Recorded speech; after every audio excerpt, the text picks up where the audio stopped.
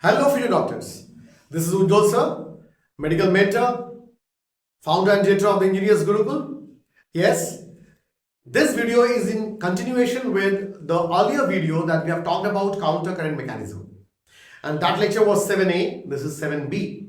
Now in this topic, in this particular video, we are going to take care of three things. That is, first, counter current exchanger, role of ADH, and the last one is urea cycling.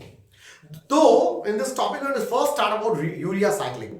पर ये urea cycling देखने के पहले I want to give you a little bit of basic idea. In the last video, what we have completed. We have completed about counter current multiplier system.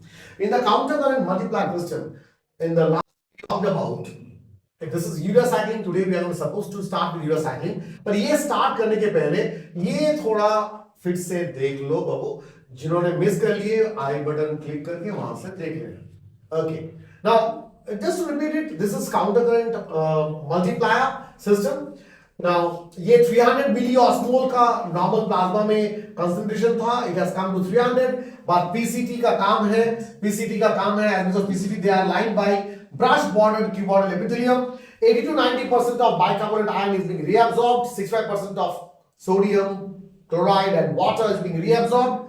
100% of glucose being reabsorbed. और उससे क्या होगा, उसके बाद ये reabsorb हो गया, मतलब सोडियम घट गया यहाँ पे. उसके बाद जो पानी यहाँ से आ रहा था along with यूरिया, ये पानी को reabsorb कौन कर लेगा? Descending loop of Henle is thin, they are going to reabsorb water.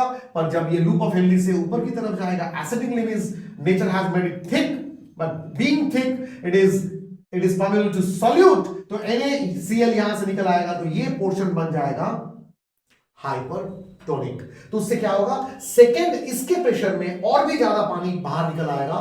So the filtrate will be having less amount of water. Nature has still created the P cells over here. यहां पे P sales है जहां पे sodium potassium pump बनाया जाता है, बनाते हैं एल्डोस्टेरोन के एक्शन के ऊपर. Just check it out in RAS. In my lecture in RAS we have talked about. तो ये सोडियम यहां से निकलने वाला है. सोडियम पंप से यहां से सोडियम पंप से 3 सोडियम आयन निकल जाएगा. उसके साथ वाटर भी निकल आएगा. So the water is going to come out in the interstitial fluid. So urine is going to become concentrated. Urine will be having less amount of water.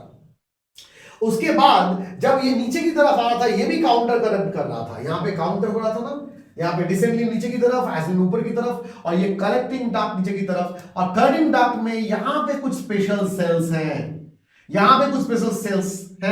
तो urea खुशी खुशी निकल रहा था. Urea was happy to come out of the body. But see what has happened. Urea जानता नहीं था कि अभी भी कहानी बाकी है. Now what is that कहानी? That कहानी is about urea cycling. अब देखो यहाँ पे ये यूरिया साइक्लिंग में यहाँ पे देखो वही स्ट्रक्चर मैंने बनाया है. यहाँ पे यूरिया को पकड़ने वाला कोई तो बैठा हुआ है, और उसका नाम क्या है? Those are called urea transporters, special urea transporter lined on the collecting duct.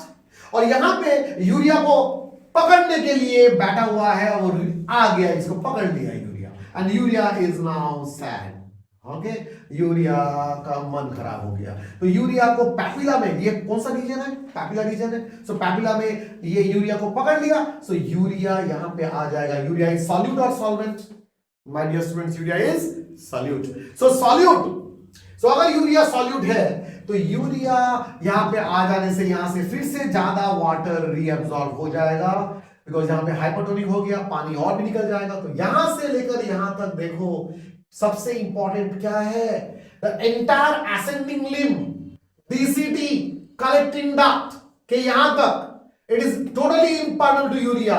Urea यहां से फिर से रिसाइकल होगा. यहां से फिर से देखो, यहां से यूरिया यहां पे इंटेक होगा. फिर से इंटेक होने के बाद यूरिया यहां से जाएगा, यहां से घुस गया. फिर अगेन यहां से यूरिया साइकिल. ये करते वक्त क्या कर दिया यहाँ पे? हाइपरटोनिक. उससे क्या लाभ हुआ? पानी और भी ज्यादा निकल आया बाहर. तो the urine has become much more concentrated, much more concentrated. So what is the second reason of urine being concentrated is urea cycling. I think this is okay with you now, huh? So ये था urea cycle का idea. Now come down to the second process that we are yet to clear, that is ADH. ADH एक ऐसा hormone है, ADH एक ऐसा hormone है, वो पोस्टीरियर पिट्यूटरी ग्लैंड से रिलीज होता है. पोस्टीरियर पिट्यूटरी ग्लैंड से रिलीज होता है.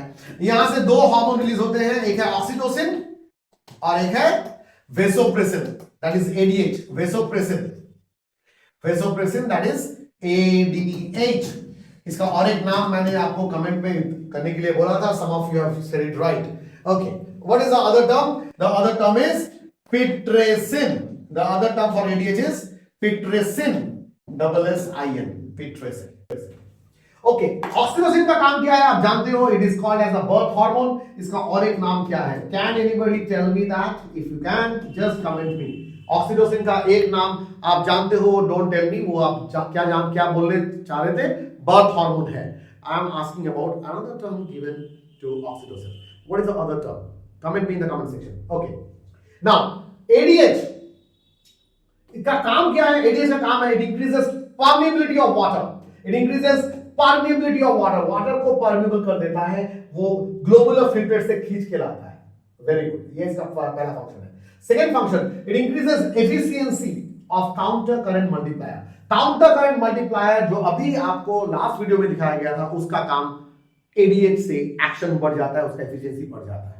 एक पॉइंट आपको मैंने I think missed it, and that is और also it helps in what? Increases urea cycling. अच्छा, थोड़ा आगे वाले स्लाइड में थोड़ा पॉइंट मैंने मिस कर गया, वो है ये बहुत इंपॉर्टेंट पॉइंट था बाबू. क्या था वो? 30 to 40% of hyper osmolarity is contributed bye urea. Urine concentration का 30 to 40% वो हाइपर ऑस्मोलर हो जाता है, कंसंट्रेट हो जाता है, उसका कारण यूरिया ही है. कितना परसेंट है वो? 30 to 40% of the urine becomes concentrated. It is due to the urea cycling. So urea cycling is very very important. Okay, ये urea cycling के संबंध में बाबू NCERT में थोड़ा दिया ही नहीं. Next, it increases urea cycling also. So these are ADH has got role in permeability, efficacy of what? Counter current mechanism and urea cycling. The last topic is about what? This is about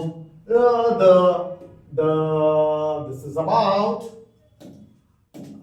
not about vasa recta. I think this is okay. This is the idea that I have given about कैसे renal cortex से renal medulla तक आस्ते आस्ते वो increase कर जाता है, hyper osmolar बन जाता है, ऊपर की तरफ वो हाइपो ऑस्मोलर बन जाता है. Fine. So hyper osmolarity is maintained.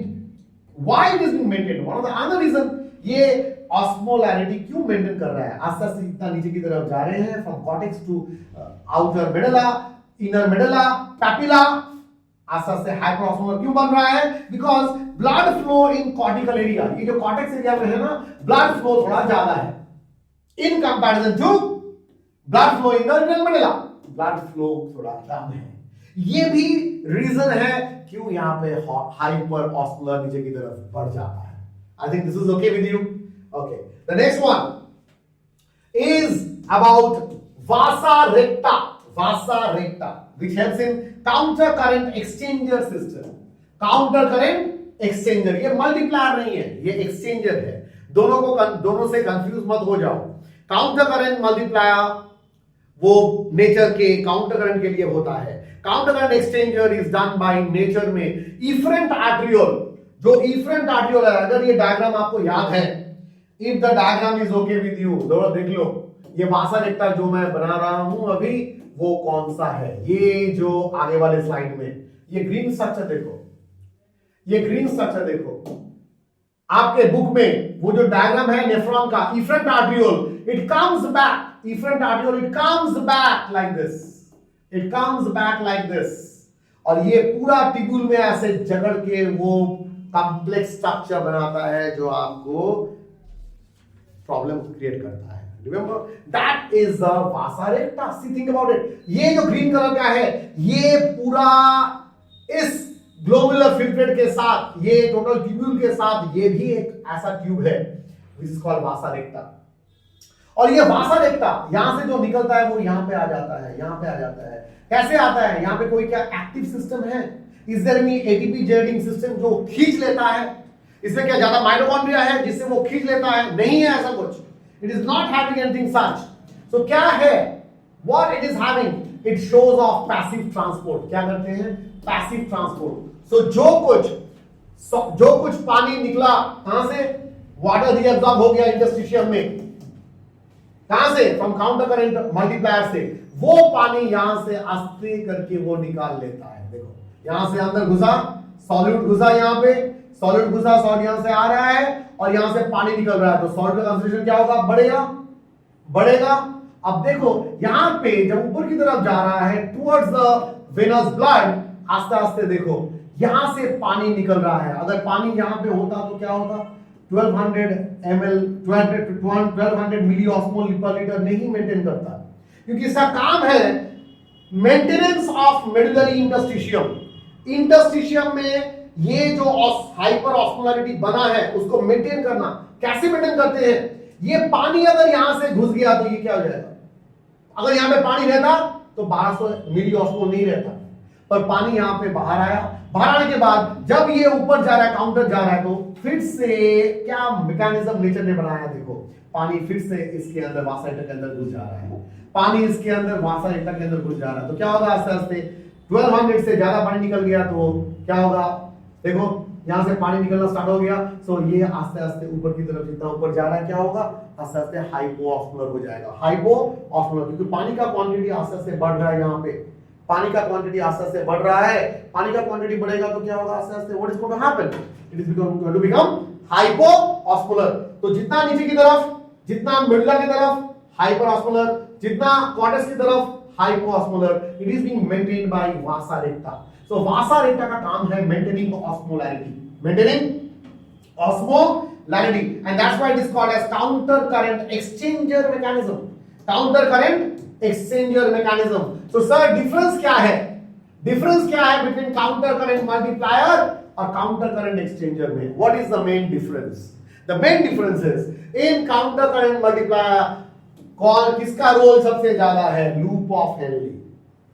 Check it out in my other channel, in the channel where all the shorts I keep over there, asking you some of the questions. एक question वहां पे था, concentration of urine के लिए name out of 4 which one is the main factor? Is PCD, loop of Henle or ascending loop, descending limb? कौन है? The length of loop of Henle maintains the concentration of urine. So loop of Henle में counter current mechanism होगा। loop of Henle जितना लंबा होगा counter current multiplier उतना ज्यादा होगा। counter current exchanger कहां पे होगा? वासा रेक्टा में। एक्टिव ट्रांसपोर्ट हो सकता है कहां पे? loop of Henle में। मतलब counter current multiplier में एक्टिव ट्रांसपोर्ट हो सकता है, but in counter current exchanger only passive transport. There is no mechanism of ATP generation. ATP खर्च करके कोई काम नहीं करता है। It already occurs due to what? Gradient maintained.